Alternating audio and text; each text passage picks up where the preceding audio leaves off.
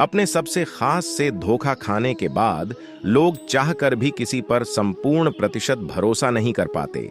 यही सत्य है। मनुष्य का जीवन केवल उसके कर्मों पर चलता है। जैसा कर्म होता है वैसा उसका जीवन होता है।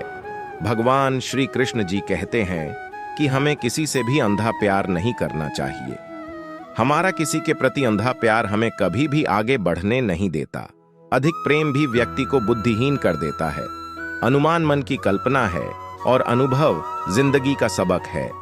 सच्ची खुशी तभी होती है जब आपकी सोच, कथन और कर्म में समानता हो। जीवन में कभी निराश नहीं होना चाहिए, क्योंकि कमजोर आपका वक्त होता आप नहीं।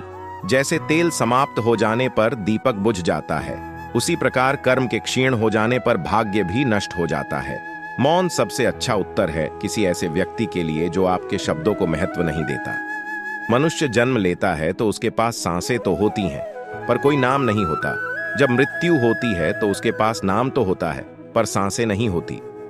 इसी सांस और नाम के बीच की यात्रा को जीवन कहते हैं। न किसी के अभाव में जियो, न किसी के प्रभाव में जियो।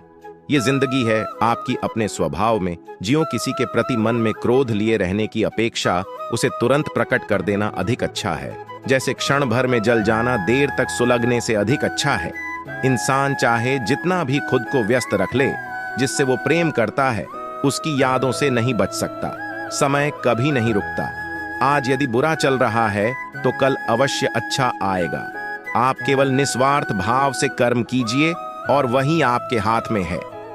हमारी आस्था की परीक्षा तब होती है जब हम जो चाहे वो न मिले और फिर भी हमारे दिल से प्रभु के लिए शुक्रिया ही निकले।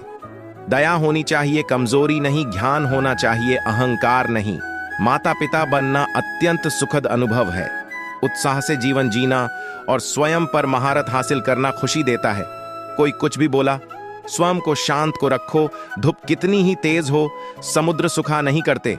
मन की गतिविधियों, होश, श्वास और भावनाओं के माध्यम से भगवान की शक्ति सदा तुम्हारे साथ है और तुम्हें बस लगातार एक साधन की तरह प्रयोग कर सके सभी कार्य कर रही है। तुम उसके लिए शोक करते हो जो शोक करने के योग्य नहीं है, और फिर भी ज्ञान की बातें करते हो। बुद्धिमान व्यक्ति ना जीवित और ना ही मृत व्यक्ति के लिए शोक करते हैं। तुम अपनी पीड़ा के लिए संसार को दोष मत दो। अपने मन को समझाओ, तुम्हारे मन का परिवर्तन ही तुम्हारे दुखों का अंत है। अगर तुम अपना कल्याण करना चाहते हो तो सभी तरह के उपदेशों, सभी धर्मों को छोड़कर मेरी शरण में आ जाओ।